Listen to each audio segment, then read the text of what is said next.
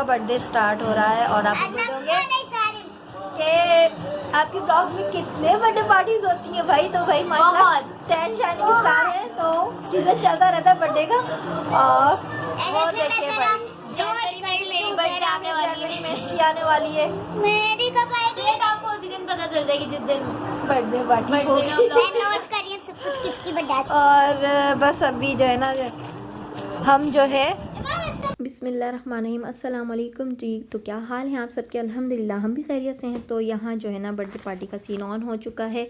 ये मेरी वालदा हैं और ये मेरे बड़े बहनोई हैं और ये मेरी बड़ी सिस्टर हैं जो येलो वाले सूट में भी आपको नज़र आएंगी। बाकी सब मेरे माशाल्लाह ये भांजे भांजियाँ भी हैं, भतीजे भी हैं, मतलब कि भाई के बच्चे भी हैं, बहन के बच्चे भी हैं, कज़न सिस्टर में।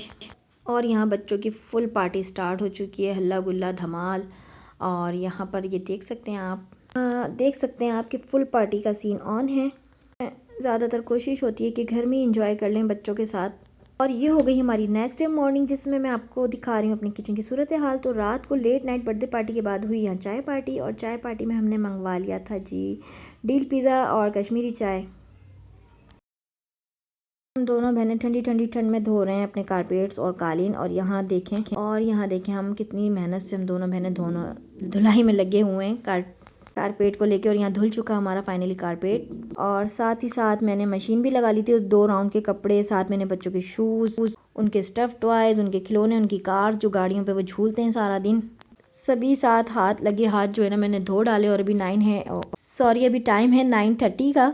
और मेरे तीनों बच्चे भी उठ चुके हैं। मैं उनके पैम्पर वगैरह चेंज करूँ, साथ ही उनको फ्रेश करा के उनको नाश्ता दूंगी। इस वगैरह मैं उनको अर्ली मॉर्निंग दे चुकी हूँ। और हानिया भी 11:30 पर भी आ जाएगी।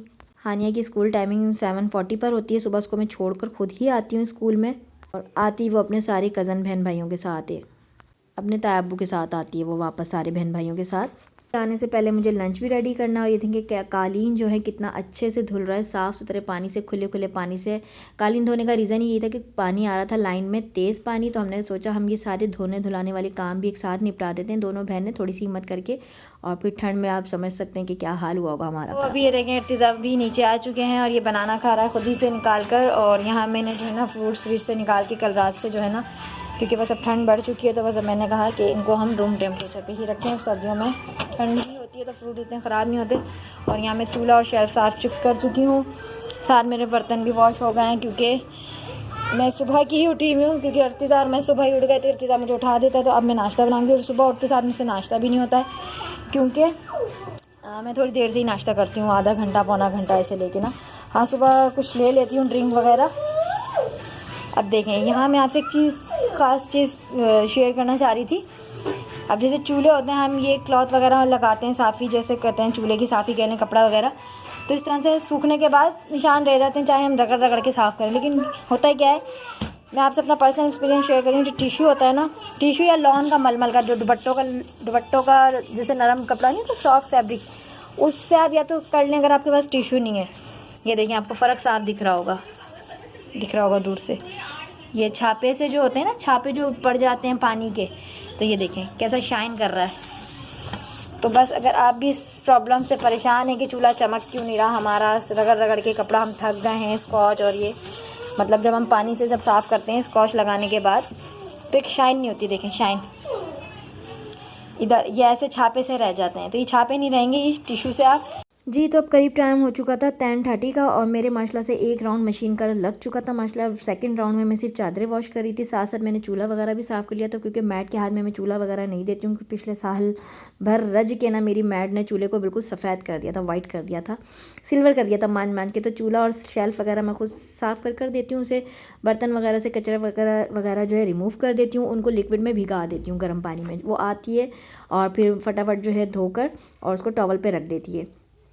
क्योंकि सारा दिन तो वैसे ही बर्तन माशाल्लाह से मेरे घर में, मेरे क्या आप सभी के घर में माशाल्लाह कुकिंग का काम सारा दिन। रात देखें मेरे लंच की भी तैयारी चल रही है। मैं पालक शलजम को धो रही हूँ अच्छे से। मेरा शावर वाला नलका जो है रात ही हस्बैंड ने लगा दिया था, बड़ी आसानी हो गई। बाद मैं लंच भी रेडी करूँगी। और मैं कपड़े भी मेरे माशाल्लाह से तकरीबन हो गए, बस लास्ट फेरा वॉश हो रहा है। और मैड अपना काम कर रही है, झाड़ू और पोछेगा, क्योंकि भाई लाजमी सी बात है, काम अपने टाइम पर हो जाए ज़्यादा अच्छा है। ये छोटे छोटे काम तो सारा दिन लगे हुए होते हैं हम बहनों के।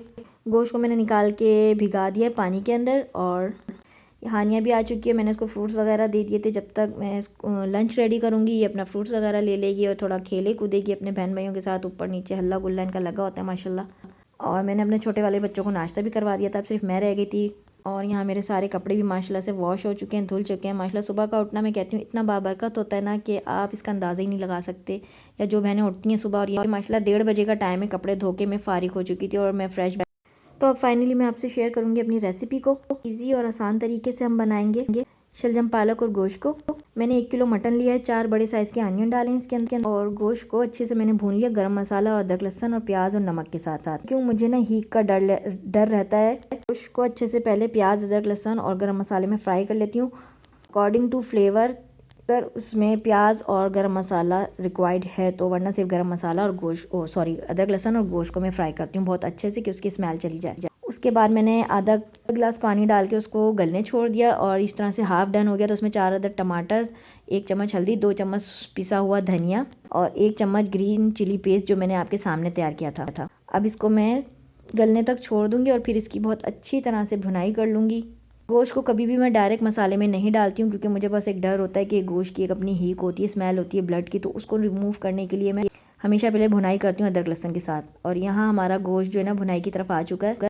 इसको मैं बहुत अच्छी तरह से भून कर इसके छिलके जो टमाटर के ना मैं रिमूव कर लूँगी, और अच्छे से भुनाई के बाद इसमें ऐड कर दूँगी शलजम पालक। और शलजम पालक करने से पहले मैं हाफ़ मसाले को मैं डब्बे में निकालूंगी, ताकि कल या परसों अगर मुझे भिंडी गोश्त या लौकी गोश्त अगर बनाना हुआ किसी दाल सब्ज़ी के साथ तो इसको मैं उसमें ऐड कर दूँगी। ज़्यादा पुराना मैं नहीं करती हूँ मसाला, बस 1 दिन के गैप से फिर मैं बना लेती हूँ। तो मेरी वो बहनें इस तरह से कर सकती हैं, इस तरह से काफ़ी आसानी हो जाती है चीज़ों को लेके, काम को लेके। अगर छोटे बच्चे हैं, सम टाइम हाथ घिरे होते हैं, वो अपने साथ अंगेज रखते हैं, तो ये बड़ी आसानी हो जाती है। साथ गाजर का हलवा भी मैं रेडी करूँगी। काफ़ी थक गई थी तो मैंने फैलावा नहीं फैलाया, कैमरे को इधर से उधर हिलाना, एंगल लेना ये बड़ा मुश्किल हो जाता है। तो गाजर का हलवा मैं आपसे ज़रूर शेयर करूँगी 5 kg, क्योंकि कारपेट्स और ये सब धोने के बाद मेरी हालत तबीयत जो है खासी ख़राब हो गई थी। गैलेंगे ठंड लग गई थी, तो फिर मैंने फैलावा नहीं करा, मैंने 2 kg का हलवा बनाया और बाकी सब मैंने गाजरें फ्रीज़ कर दी। इंशाल्लाह नेक्स्ट व्लॉग में ज़रूर शेयर करूँगी, क्योंकि सर्दी विंटर हमारे जो है पाकिस्तान में कराची में मुश्किल से 1-1.5 महीने की पड़ती हैं। उसके बाद वो टाटा बाय बाय कर देती हैं, 1 से 1.5 महीना ही इंजॉय कर पाते हैं। तो इंशाल्लाह ज़रूर आपसे शेयर करूँगी रेसिपी। और ये मैं आपको कपड़े दिखा रही थी, शाम का टाइम था करीब 7 बजे का, और दोनों पोर्शन में मैंने बच्चों के अलग अलग, एक में लड़कियों के कपड़े हैं, एक में लड़कों के, यानी कि मेरे बेटे और बेटियों के कपड़े मैंने अलग-अलग कर लिए थे। साथ में मैं दिखा रही थी ये कुछ नए कपड़े हैं विंटर की। शॉपिंग अभी नहीं दिखाऊंगी क्योंकि भाई अभी सारा फैलावा समेट के बैठी थी, तो फिर मैंने कहा ये बाद में ही आपसे इंशाल्लाह नेक्स्ट व्लॉग में शेयर करेंगे आपसे अपनी नई शॉपिंग विंटर की। और बच्चों को बना कर दूँगी स्नैक्स। बच्चियाँ मेरी दोनों पढ़ रही हैं और हसनैन भागे में ऊपर, वो अक्सर मेरी नज़र से छुप कर ऊपर भाग जाते हैं। तो ये देखें यहाँ पे इर्तिज़ा लेटे हुए हैं और मैं बनाऊँगी स्नैक्स बच्चों के लिए जल्दी जल्दी से। और वॉइस रिकॉर्ड नहीं कर सकी मैं 2 दिन, क्योंकि काफ़ी शुरू नज़ले की हो रही थी और छींकों पे छींकें मुझे आई जा रही थी, और बिल्कुल भी वॉइस ओवर नहीं कर पाई थी। और मेरी कोशिश है कि यूट्यूब की भागती हुई ट्रेन में, यूँ कह लें कि हम सभी यूट्यूब की चलती हुई ट्रेन में बैठने के लिए दौड़ में लगे हैं। अल्लाह ताला सबको कामयाबी अता फरमाए परवरदिगार। मेरा मसला ये कि मैं डेली अपलोड कर नहीं पाती हूँ, कोशिश में हूँ डेली।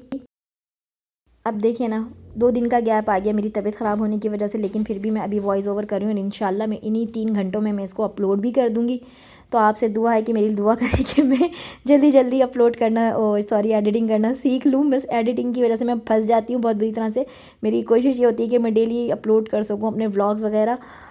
कमेंट्स में ज़रूर बताइएगा आपको रेसिपी कैसी लगी, और इंशाल्लाह मैं गाजर की हलवे की रेसिपी ज़रूर शेयर करूँगी आपसे। मैंने पूरा इंतज़ाम रखा हुआ है, बस एंगल घुमाने में मुझे उस दिन काफ़ी दिक्कत पेश आ रही थी तबीयत की वजह से, तो मैंने गाजर के हलवे की रेसिपी नहीं शेयर की। लेकिन इंशाल्लाह जो नेक्स्ट व्लॉग होगा उसमें आपसे अपने नए शैम्पू के फ्रीज़ी बालों को कैसे करें, सर्दी में कौन सा शैम्पू यूज़ करें, और साथ गाजर के हलवे की रेसिपी ज़रूर शेयर करूँगी आप लोगों से। गाजर के हलवे को हम कैसे सेव कर सकते हैं 1.5 से 2-3 महीने, आप कैसे एंजॉय कर सकते हैं। हाँ बस मैं फ्राई करूँगी नगेट्स। ये ट्रे जो बन रही है मैं अपनी बड़ी सिस्टर के लिए बना रही हूँ, उसमें मैं कटलेट्स वगैरह रखूँगी और फिर ऊपर भिजवा दूँगी। बच्चियाँ बस पढ़ के हट चुकी हैं। विंटर में पता नहीं क्यों टाइम इनका चेंज हो गया, ट्यूशन मतलब नेक्स्ट टाइम इनका 4 बजे से होता था, तो अब वो 7 बजे होता है, और 9 बजे हमारा तकरीबन रात का खाना होता है। मैं लूँगी आपसे इजाज़त, और अपना रखिएगा बहुत सारा ख्याल, मुझे रखिएगा अपनी दुआ में याद। इसी दुआ के साथ कि दूसरों को आसानियाँ देंगे, अल्लाह पाक हमारे लिए आसानियाँ पैदा फरमाएंगे। मेरे लिए भी एक दुआ कर दीजिएगा कि मैं रोज़ एडिटिंग कर सकूं टाइम से, जो कि हो नहीं पाती है बच्चों की वजह से। और मेरा शौक़ है मैं डेली व्लॉग्स अपलोड करूं, आप लोगों से कनेक्टेड रहूं, लेकिन ये हो नहीं पा रहा सम टाइम, ना जाने क्यों। इसी दुआ के साथ मिलेंगे आपसे नेक्स्ट व्लॉग में कि आप रखेंगे अपना बहुत सारा ख्याल और मुझे रखेंगे अपनी दुआओं में याद। तो बस यही थी मेरी आज की छोटी सी रूटीन जो मैंने आप लोगों से शेयर करी, और मिलते हैं आपसे नेक्स्ट व्लॉग में। तब तक के रखिएगा अपना बहुत सारा ख्याल। अल्लाह हाफिज़।